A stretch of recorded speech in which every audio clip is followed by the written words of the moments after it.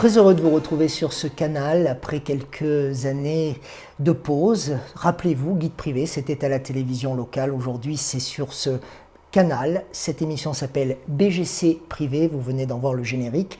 Et l'émission, c'est une collection qui débute aujourd'hui avec Joseph Webré. L'émission est et sera portée par BGC Toscane, agence conseil en communication. Joseph Webré, merci d'avoir accepté d'être le parrain de cette émission. Vous êtes écrivain français, vous êtes né en 1957 à Chamalières. D'abord inscrit à la faculté de médecine, vous avez passé, comme l'on dit, plus de temps dans les cafés à lire et à écrire que sur les bancs des amphithéâtres. C'est en 82 que vous intégrez Sciences Po jusqu'en 84 et là, première carrière de journaliste, vous y reviendrez au journalisme, vous y êtes aussi aujourd'hui dans le journalisme. Pourquoi d'abord la fac de médecine et puis tout d'un coup l'amour du journalisme? La fac de médecine, c'était un petit peu une pression familiale, hein, un petit peu pour dire la vérité. C'était pas trop mon truc.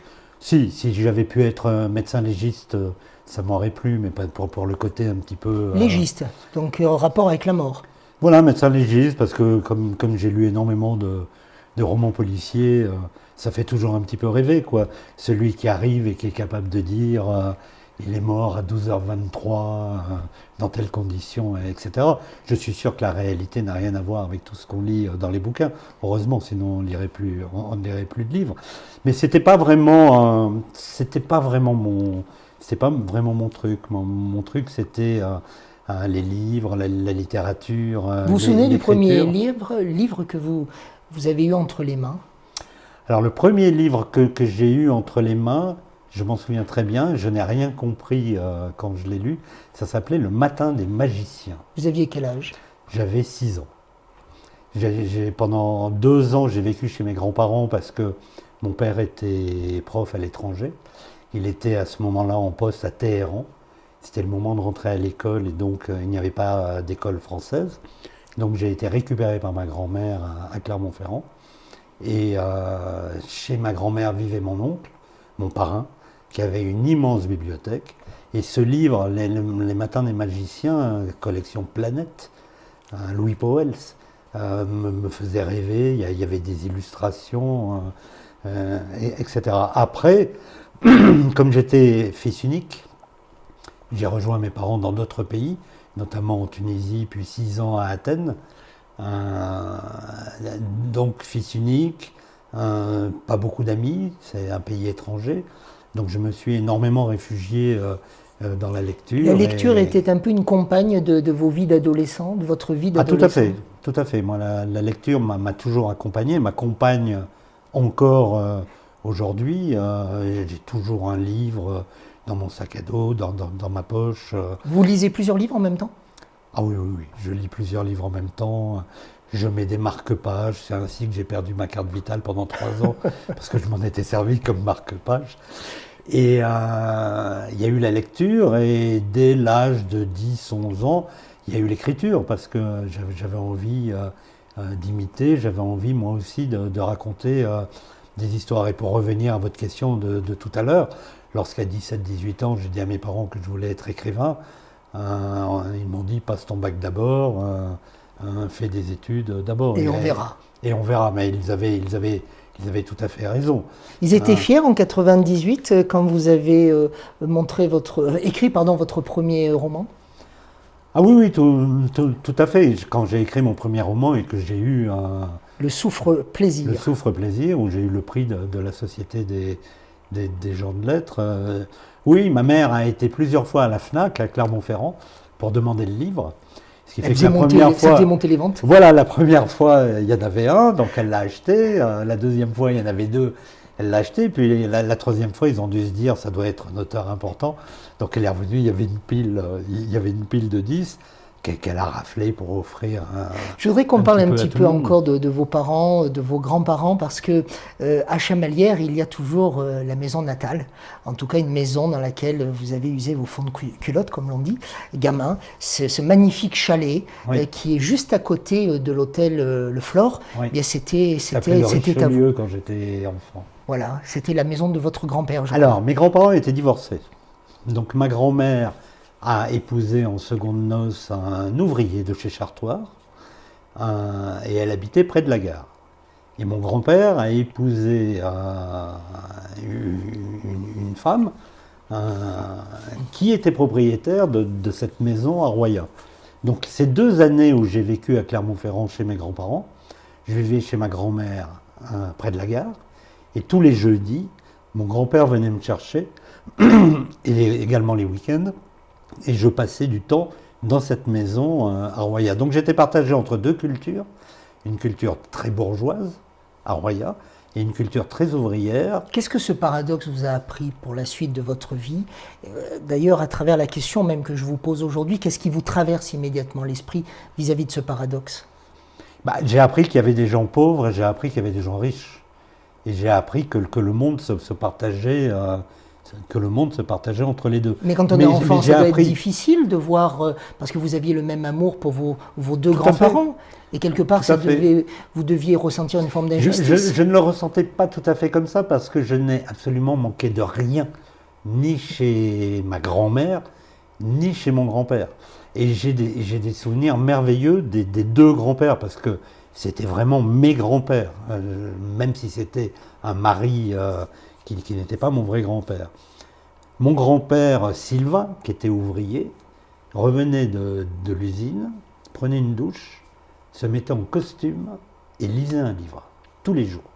Et lorsque je lui disais « Mais Sylvain, pourquoi te mets-tu en costume ?» il me disait « Par respect pour l'auteur ». Ça, c'était mon grand-père Sylvain. Mon grand-père Joseph, qui était taxi place de Jaude, beaucoup plus tard, lorsque je sortais du lycée, je montais à pied de Blaise Pascal jusqu'à Gibert. J'achetais un livre d'occasion tous les jours. Et je regardais à quel endroit se trouvait mon grand-père dans la file d'attente des taxis. Donc s'il était dans les 2 premiers, je l'embrassais, je prenais le bus. Mais s'il était dans les derniers, je lui disais « Tu me ramènes à la maison ?» Et il me ramenait d'un coup de voiture chez mes parents. Et systématiquement, il me donnait 10 francs et il me disait « Pour tes livres ».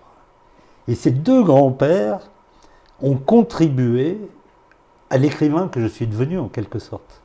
Vous êtes devenu écrivain et vous avez aussi lancé le magazine des livres bimestriel. Vous avez écrit un certain nombre de romans, bien sûr. Vous assurez aussi l'éditorial, comme l'on dit dans le journalisme, sur des blogs d'information littéraire. Pourquoi avoir cette envie, d'un côté d'écrire et de l'autre de faire vivre la littérature? Parce que quand on connaît un petit peu les auteurs, on sait qu'ils vivent souvent reclus les uns les autres. C'est très difficile de les joindre. C'est très difficile de les inviter parce qu'ils ont besoin d'une grande solitude. Vous, au contraire, vous avez besoin d'exposer la littérature. Là encore, paradoxe. Parce que j'essaye d'être un passeur. C'est-à-dire j'essaye de faire partager la passion que j'ai à la fois pour l'écriture, mais aussi pour les écrivains. Je me suis très longtemps posé une question parce que j'ai toujours l'impression d'une imposture. Qui serait l'imposteur? Ça serait moi l'imposteur. C'est-à-dire que quand quelqu'un lit un de mes livres et me dit « Ah, c'est bien, j'ai beaucoup aimé, c'est génial », je n'arrive pas à me dire Ah oui, c'est vrai, c'est génial », parce que je suis toujours dans la recherche de la perfection, etc. Et je me suis toujours posé une question que je me pose encore, pourquoi écrit-on? C'est-à-dire, qu'est-ce qui fait qu'à un moment donné, on bascule dans l'écriture? Moi, à l'âge de 45 ans, j'ai tout abandonné pour ne faire qu'écrire. Et me posant cette question, je me suis dit, je vais la poser à des écrivains. Et j'ai fait comme ça, je dois avoir fait 300 interviews d'écrivains, j'en ai publié certaines en livre, où j'ai passé beaucoup de temps avec des écrivains et certains sont devenus des amis. Alors poser cette question, c'est pourquoi écrivez-vous? Quelle a été la première ligne que vous avez écrite?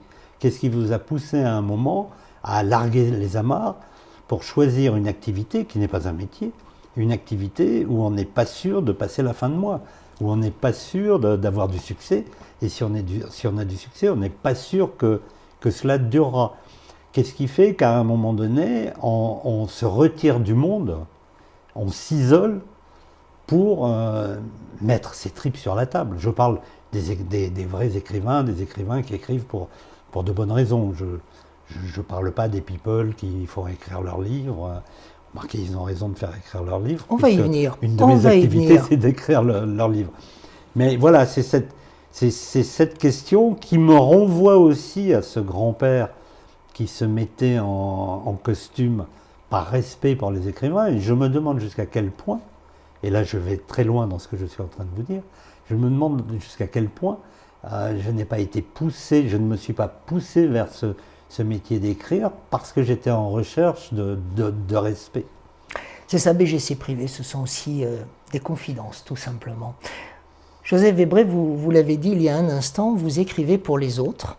Vous êtes ce que communément, vulgairement peut-être, on appelle un nègre. Voilà, il faut dire prête-plume maintenant. Voilà, prête-plume. Mais je préfère nègre parce que ça veut alors, dire ce que ça veut dire. Je sais que vous préférez l'expression nègre. Elle vient d'où d'ailleurs cette expression? Alors l'expression vient d'un pamphlétaire qui avait dénoncé Alexandre Dumas en son temps, parce qu'Alexandre Dumas a publié près de 600 volumes, et Alexandre Dumas a fait travailler plus d'une trentaine de personnes, dont un dénommé Auguste Maquet. Et si vous allez au Père-Lachaise et que vous allez sur la tombe d'Auguste Maquet, c'est marqué Auguste Maquet, écrivain, auteur de Les Trois Mousquetaires, etc., etc. Ça a été reconnu. Et donc, ce pamphlétaire, sûrement jaloux du succès d'Alexandre Dumas, avait publié un livre qui s'appelait Entreprise Dumas et compagnie. Et comme Dumas était de père de couleur, il était mi-mulâtre, comme on disait à l'époque. Il a utilisé le mot nègre pour désigner l'activité. Alors, parmi les people pour lesquels vous avez écrit, eh bien, il y a Gilles-Jean Portejoie, célèbre avocat pénal du barreau. Les autres, je n'ai pas le droit d'en parler. Donc, vous avez précédé ma question, je ne la formulerai pas davantage. Par exemple, vous avez écrit pour Gilles-Jean Portejoie les Nuits blanches d'une robe noire. Mais là, vous co-signez avec lui. À sa demande. À sa demande. Alors moi, j'ai une question à vous poser. Comment travaillez-vous pour être le porte-plume d'un autre? Est-ce que vous passez énormément de temps avec la personne? Parce que si vous écrivez pour Gilles-Jean Portejoie, et puis pour moi, par exemple, on est extrêmement différents. On n'a pas le même âge, on n'a pas la même notoriété, on n'a pas la même conception peut-être de la vie. Tous ces éléments en considération. Mais comment allez-vous faire la part des choses pour devenir d'un côté Portejoie et de l'autre votre serviteur? D'abord, si vous avez déjà écrit des livres, je vais lire les livres que vous avez écrits pour m'inspirer du style.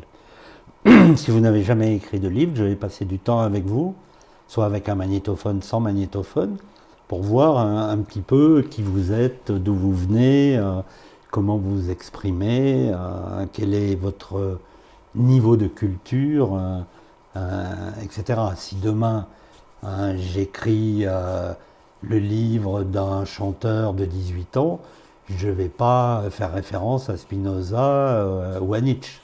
Vous voyez ce que je veux dire. Je vais m'adapter au personnage de façon à ce que le livre soit crédible. Après, il y a plusieurs cas de figure. Vous avez la personne qui vous dit je veux un livre sur François Ier. Point. Démerdez-vous avec ça. Et puis, la personne signera un livre sur François Ier. Sur François Ier. Ça peut être un homme politique qui veut un livre sur François Ier. Ça peut être un avocat qui veut un livre sur Henri IV et qui veut développer une thèse sur Henri IV. Donc il développe sa thèse et puis moi j'amène le reste. Ou ça peut être des souvenirs avec Gilles-Jean Portejoie, avec le bâtonnier Portejoie. Il avait envie de raconter une douzaine d'affaires très médiatisées dans lesquelles il est intervenu, dans lesquelles il a gagné, et d'autres où il a perdu aussi. C'est la grande force de Gilles que de dire, dans cette affaire-là, j'ai perdu. Et il avait envie de les raconter, donc j'ai passé du temps avec lui. Il m'a donné les dossiers, on se connaît depuis 40 ans, donc j'écris. Et après, lui, il intervient en Est-ce qu'il vous est arrivé de vous battre pour conserver un paragraphe, un chapitre, parce que celui ou celle pour lequel vous étiez en train d'écrire, à un moment donné, ne voulait pas entendre parler de ce passage, mais vous en étiez fier quelque part en tant qu'auteur? Non. Non, parce que il faut comment dire, il faut se détacher de soi-même. C'est un travail de schizophrène. Et lorsque le livre... C'est-à-dire on a une machine à écrire au service de celui qui écrit le livre. Et lorsque le livre sort et que vous vous promenez et que vous allez dans les librairies et que vous voyez le livre signé d'un autre avec le visage... visage... Moi, ça, c'est mon épouse. Ah, vous n'aimez pas le faire, ça? Si, je le fais, mais quand j'ai fini un livre et que la personne passe à la télévision et qu'on lui pose des questions, c'est mon épouse m'appelle, elle me dit « Tiens, allez, savoure, c'est toi qu'on interviewe. » Savourez, Joseph, c'est vous que j'interviewe aujourd'hui avec ce livre Abécédaire passionné de Clermont-Ferrand, un très beau livre qui présente un Clermont que l'on connaît tous, un des plus beaux immeubles, là, j'ai ouvert par hasard, un des plus beaux immeubles près de la place de Jaude, à Clermont-Ferrand. Alors, on connaît tous, en fait, ce que vous montrez, mais vous nous le faites redécouvrir. Moi j'adore cette page, celle-là, je ne l'ai pas ouverte par hasard, je l'avais repérée, je l'adore. Ce sont des devantures d'une multitude de magasins, de commerces, comme on les aime. Comment parler de Clermont quand on le connaît par cœur, Clermont-Ferrand, Joseph? Ah ben, après être parti pendant 30 ans. J'ai quitté Clermont-Ferrand donc en 1982. De fil en aiguille, je suis resté 30 ans à Paris. Je revenais à certains week-ends pour des vacances ou autres, mais sans trop me promener dans la ville. Je venais voir ma famille. Et lorsqu'en 2012, j'ai décidé de revenir m'installer en Auvergne parce que je n'ai pas besoin d'être à Paris pour écrire mes livres, je me suis très vite rendu compte que l'Auvergne et Clermont-Ferrand m'avaient terriblement manqué. En fait, j'étais dans le déni, j'étais dans le mouvement lorsque j'étais à Paris. Ça, c'est la première chose. La deuxième chose, je me suis rendu compte très très vite que la ville avait profondément changé. Non pas physiquement, je retrouvais les mêmes monuments aux mêmes endroits, mais la mentalité avait changé. La ville était tournée vers l'avenir, alors que j'avais quitté une ville en 82 qui ronronnait, où on s'ennuyait un petit peu les vendredis soirs et les samedis soirs. Comment écrit-on quand on connaît tout par cœur? Alors, il y a beaucoup de choses que je connaissais par cœur, et puis je me suis aussi plongé dans l'histoire de la ville, parce que quand on a 20-25 ans, on s'en fiche un petit peu de l'histoire du lieu. Quand on en a 60, on a envie de savoir où on vit, on a envie de savoir d'où on vient, on a envie de savoir comment vivaient nos ancêtres. Donc je me suis plongé dans l'histoire de cette ville, qui est une histoire qui remonte très très loin, avec beaucoup de rebondissements, beaucoup d'aventures, avec des personnages extraordinaires. Alors bon, tout le monde connaît Vercingétorix, tout le monde connaît Blaise Pascal, on connaît moins le duc de Morny, qui a été député du Puy-de-Dôme et demi-frère de Napoléon III. On connaît moins Montlosier, on a entendu parler de Georges Couthon, l'abominable Georges Couthon, mais on sait moins qu'avant de devenir cet affreux révolutionnaire, c'était un avocat humaniste ouvert sur le monde. Donc, après avoir fait cette plongée, j'ai voulu restituer le Clermont d'avant-hier, historique, le Clermont de mon enfance dans la nostalgie heureuse. Mon enfance a été très très très heureuse, et mes années de jeune adulte ont été très heureuses à Clermont, même si je m'emmerdais un petit peu, et même si je me disais « Oh, il doit se passer plein de trucs à Paris, ça doit être génial ». Et puis j'ai voulu montrer le contraste avec aujourd'hui. Autant quand on se promène dans les rues, il y a un contraste entre cette pierre de Volvic qui est grise, et non pas noire, qui est grise, et les immeubles un petit peu modernes, et je trouve que ça se marie bien. Et autant il y avait un contraste entre le Clermont que j'avais quitté et le Clermont d'aujourd'hui. C'est un livre qui est un peu stendhalien, le rouge et le noir, Le paradoxe, encore un. Voilà, le paradoxe. Joseph Webré, probablement, peut-être, un homme de paradoxe, et puis cette place de Jaude qui parfois, certains matins, est froide et glissante avec un sol particulier. On pourra poser la question à Olivier Bianchi un jour d'ailleurs, sur cette histoire de sol. Ou certains jours, eh bien, quand elle est pleine, elle est magnifique, pleine notamment pour célébrer nos joueurs de l'ASM. On recevra aussi Aurélien Rougerie dans ce même canapé. Merci beaucoup, Joseph, d'avoir été notre invité aujourd'hui sur BGC Privé, une émission portée par notre partenaire BGC Toscane, agence conseil en communication.